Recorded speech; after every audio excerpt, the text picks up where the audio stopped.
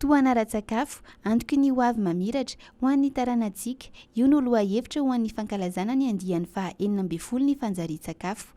Izara roa ny fankalazana izany ka ny voalohany dia ny fitetezam-paritra ny Vakinakaratra, Amoron'i Mania, Matsiatrambony ary Iorombe. Ny faharoa kosa dia ny fankalazana ny androm-pirenena ho an'ny fanjarian-tsakafo izay atao any amin'ny faritra Atsimo andrefana ny 17 Novambra izao.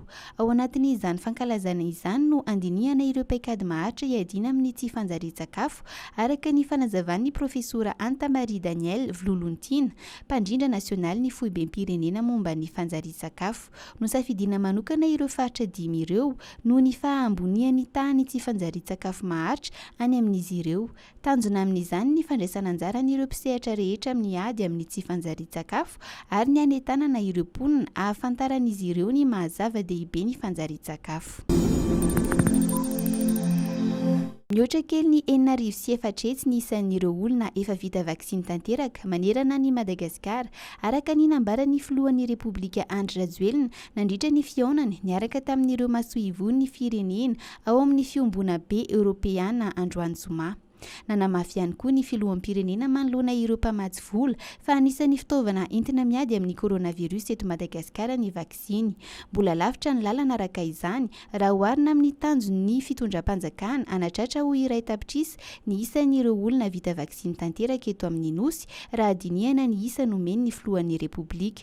Ankoatra izay dia misy ihany koa hoy izy ny fotoam-panaovam-baksiny manokana tanteraina amin'izao fotoana izao manoloana ny fisokafan'ny sistan'ny Madagasikara amin'ireo sidina avy any ivelany. Anisan'ny paikady entin'ny fitondram-panjakana manohitra ny fiparitahan'ny COVID-19 daholo izany araka ny fanazavana nomeny Andry Rajoelina. Efa mahatratratra ny amin'ny 2 tapitrisa ny isan'ny vaksiny voarainy Madagasikara maimaim-poana tamin'ny alalan'ireo fiaraha-miasa maro niaraka tamin'ireo mpiara-miombonantoka any ivelany.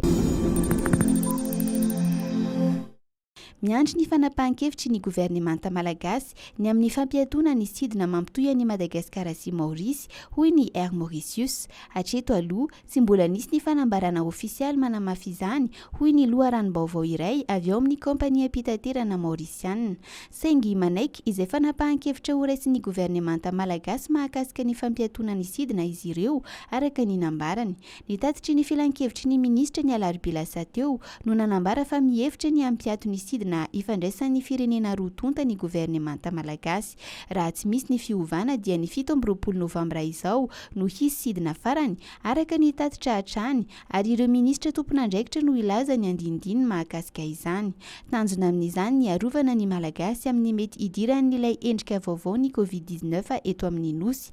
Araka ny tatitra farany nataony manampahefana maorisiana dia 520 no maty ary 779 ny tranga vaovao any an-toerana tao anatin'ny herinandro.